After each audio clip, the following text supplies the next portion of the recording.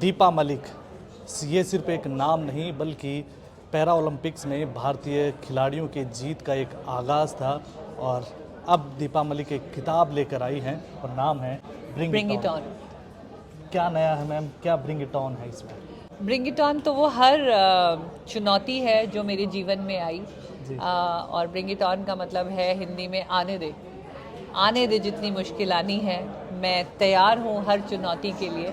ये उस महिला की कहानी है जो एक माँ है, पत्नी है, एक नागरिक है देश की, जिसने देश में राइटर भी है।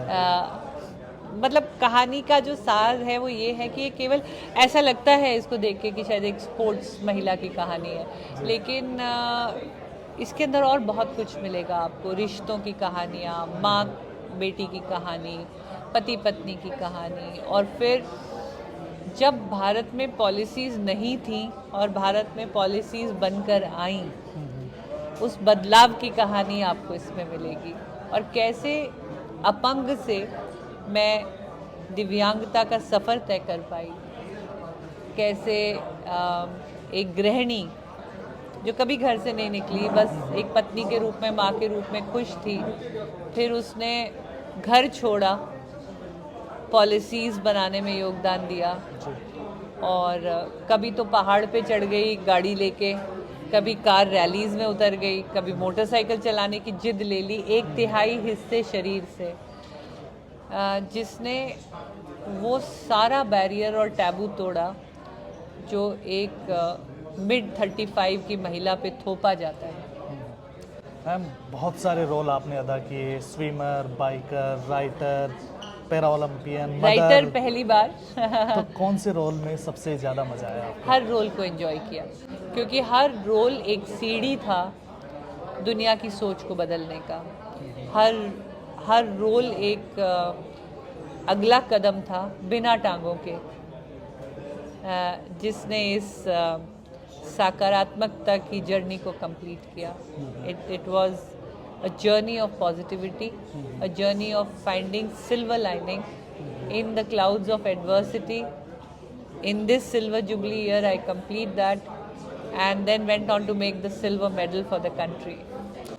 ये जो बुक का नाम है ब्रिंग इट ऑन, जी, मतलब लगता है ऊपर वाले ने कुछ ज़्यादा ही सीरियस ले लिया कि आने दो, आने दो। रोज शारीरिक और मानसिक मुसीबतें आती गई आप किस तरह से चैप्टर पढ़ेंगे, आप अगर इस किताब को पढ़ेंगे तो आप हैरान हो जाएंगे कि यार फिर एक प्रॉब्लम, अच्छा चलो इसका निवारण ढूंढ लिया, ये कर लिया, फिर एक प्रॉब्लम, अब खेलने की तैयारी कर ली तो फिर एक प्रॉब्लम, अगर आप खेलने जा रहे हैं तो आपको कोर्ट ले जाया गया, कोर्ट से आप जीत के वहाँ पहुँचे तो आपका सामान नहीं पहुँचा। मतलब, और ये तो कुछ शब्द जो मेरे मुंह से निकल रहे हैं, लेकिन इसमें हज़ारों वो मौके हैं। लेकिन जो सीखने की बात है इस किताब से कि मुश्किलें आती गई और मैं उनका हल ढूंढती चली गई। अगर मैं हल नहीं ढूंढ रही होती तो आज 25 साल की इस सफ़र में, जो कि कहानी तो बचपन से है, मैं नहीं ये किताब लिख पाती और एक अचीवर के रूप में आज आपसे नहीं बातें कर रही होती। तो मैम, वही हम जानना चाहेंगे कि आखिर वो पावर थी, क्या वो चीज़ थी कि नित नई मुसीबतें आती गई, शारीरिक, मानसिक, हर तरीके की।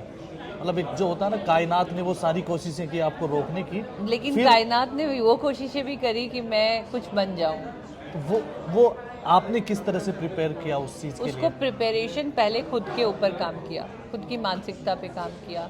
जब तक मैं उदास रही, जब तक मैं दुखी रही, तब तक मेरे चारों तरफ मुझे वैसा ही माहौल मिला।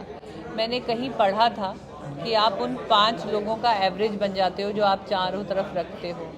मैंने फिर वो सही 5 लोग ढूंढने शुरू किए, क्योंकि मैं नहीं चाहती थी कि मेरे बच्चे बड़े होते हुए मुझे दुखी औरत के रूप में देखें, मुझे हारी हुई लाचार महिला की ओर पे देखें। तो मेरा सबसे बड़ी प्रेरणा तो माँ होना रही, और दूसरी प्रेरणा ये रही कि मेरी खुद की बेटी का एक्सीडेंट होता है, वो अपंग होती हैं। मैं कहा कि जो तकलीफ़ मैं सह रही हूँ, जो ताने मैं सुन रही हूँ, जिस सोच का, सामाजिक सोच का शिकार मैं बन रही हूँ, वो मेरी बेटी नहीं बननी चाहिए बड़ी होकर। तो मुझे कुछ करना होगा ताकि जिस समाज में मेरी बेटी बड़ी हो, उस समाज की सोच बदली हो। और मैं इतनी भाग्यशाली माँ हूँ कि मेरी बेटी ने मेरा इतना साथ दिया, वो भी अपनी अपंगता से ऊपर उठी और हम एक ही माँ बेटी की जोड़ी हैं जिन्होंने एक साथ देश की नुमाइंदगी करी और मेडल जीते हैं। तो खेल पूरी तरह से जुड़ा हुआ रहा, यही हम जानना चाहते हैं कि खेल हर एक व्यक्ति के लिए क्यों ज़रूरी है। बहुत ज़रूरी है। खेल आपको मित्र बनाना सिखाता है, खेल आपको राइट सेंस ऑफ कंपटीशन सिखाता है, खेल आपको जीतना और हारना दोनों सिखाता है। आप देखिए, अगर बच्चों को बचपन में खेलने देंगे तो वो हार के घर नहीं बैठेगा, वो अगली शाम को फिर खेलने जाएगा, क्योंकि वो इंसानी फितरत बनती जाती है। और हार को आप बहुत बड़ा मानसिक तनाव नहीं समझते, क्योंकि बचपन में जब आप खेलते हो, हारते हो, अगले दिन फिर खेलते हो, फिर जीतते हो, ये मानसिक चलन बन जाता है कि कोई बात नहीं, खेले हारे जीते हम लोग, ये एक कड़ी है जो चलती रहेगी। लेकिन आजकल क्योंकि बच्चे खेल नहीं रहे हैं तो वो हार को ले ही नहीं पाते हैं, पहली चीज़। दूसरी चीज़, शरीर जब तक स्वस्थ नहीं रहेगा तो मन स्थिति स्वस्थ कैसे रहेगी। आप देखेंगे कि आजकल की पोल्यूशन में और आजकल की नई नई बीमारियों में इम्यूनिटी कितनी ज़रूरी है। या अगर आपके लॉन्ग डेस्क जॉब्स हैं, अब तो सेडेंट्री लाइफ हो गई है, तकनीकी एआई कंप्यूटर्स ने हमको इतना ओवरटेक कर लिया है कि हम लोग को बहुत ज़्यादा शारीरिक मेहनत नहीं करनी पड़ती। तो फिर वो जॉब करने के लिए भी आपको शारीरिक शक्ति चाहिए, ताकि आपके जोड़ों में दर्द ना हो, आपकी बैक की इंजरीज ना हो। और मुझे लगता है कि ये एक ऐसा एंकर है, अगर आपको खेल का शौक़ है तो आप कितने भी तनाव में हो, जब आप अपने दोस्तों के साथ कुछ खेल लेते हैं, भाग लेते हैं, दौड़ लेते हैं, और खेलता वही है जो पॉजिटिव थिंकिंग पर्सन होता है, जिसके अंदर एक सेल्फ डिसिप्लिन की हैबिट होती है, क्योंकि आप उसके लिए वक्त निकालते हो, आप एक रूटीन सेट करते हो, आप अपने सेल्फ डिसिप्लिन पे काम करते हो, तो फिर आपका माहौल भी ऐसा बन जाता है जिसके अंदर आपका एक कहते हैं ना, the best way to live is with a sense of self discipline and self motivation. तो मुझे लगता है खेल ज़रूरी नहीं है कि मेडल के लिए ही हो, खेल आपके जीवन को परिपूर्ण करते हैं, खेल आपको तैयार करते हैं जीवन के लिए। मैम, आज हम उस दौर में हैं जब सुसाइड्स की बात हो, डिप्रेशन की बात हो, एंजाइटी की बात हो, वो भी बहुत छोटी छोटी बातों पर ये सब चीज़ें हो जाती है।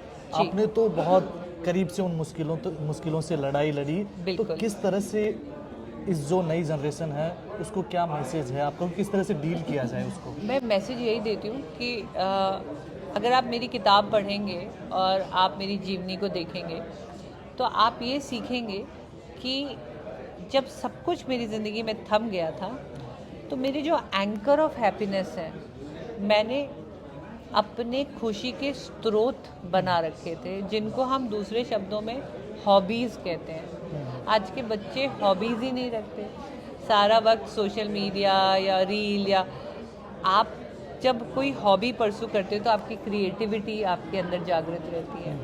आप जैसे, मुझे गाड़ी चलाने का शौक़ है, मुझे मोटरसाइकिल चलाने का शौक़ था, मुझे खेलों का शौक़ था, मुझे ट्रैवल करने का शौक़ था, मुझे खाना बनाने का शौक़ था। मेरे ये सारे शौक़ मेरी सक्सेस का कारण बन गए। और जब भी मैं उदास हो जाती हूँ, देखिए उदास तो मैं आज भी होती हूँ, ये कोई ज़रूरी नहीं है, मैं कोई सुपर ह्यूमन नहीं हूँ, लेकिन मुझे पता है कि अगर मैं अच्छा म्यूज़िक सुन लूँगी, या मैं रसोई में जाके खाना बना लूँगी, या मैं गाड़ी को ड्राइव करके नुक्कड़ के टीपे पे मैं चाय पीकर आ जाऊँगी, तो मेरे को एक आंतरिक खुशी मिलेगी। तो ऐसे वक्त में अगर आपको पता है कि आपको खुशी क्या चीज़ देती है, वो हॉबीज़ देती हैं। पेंटिंग बनाइए, तो मुझे लगता है कि इस सोर्सेज ऑफ हैप्पीनेस को आप चूज़ करके डेवलप करके रखिए। जब ज़िंदगी थमती है, आप थोड़ा सा उस चीज़ की ओर जाते हैं तो आपको जंप स्टार्ट मिलता है।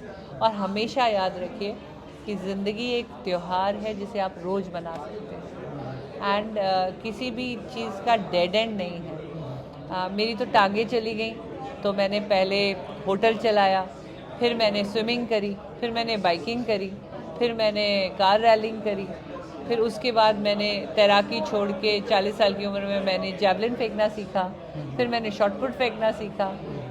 2018 में मैंने 48 साल की उम्र में डिस्कस का भी एशियन मेडल बनाया। सीखते रहिए और जीतते रहिए। तो क्या वो काम है जो करने चाहिए और क्या वो काम है जो नहीं करने चाहिए डिप्रेशन, एंजाइटी और सुसाइड जैसी घटनाओं से बचने के लिए? देखिए, मानसिक जो हेल्थ है वो अपने आप में, मैं प्रोफेशनल नहीं हूँ, मैं बिल्कुल भी ऐसी एडवाइस नहीं दूंगी कि मेरा कहा ही सच है। ऐसा नहीं है कि डिप्रेशन नहीं होता, ये एक सत्य है। सुसाइडल इंक्लिनेशंस भी आती हैं, तो आपको उन चीज़ों से अवेयर रहना है। अगर ऐसे सिम्टम्स आ रहे हैं तो मेरी घर वालों से, परिवार से, दोस्तों से भी एक निवेदन है कि अगर ऐसा कोई सिम्टम आपको दिखता है तो प्रोफेशनल हेल्प लीजिए। एक दूसरे का मजाक ना उड़ाइए, आप वो सहारा बनिए जो उनको उससे बाहर खींच लाए। बहुत धन्यवाद मैम रिपोर्टर साहब से बात करने के लिए।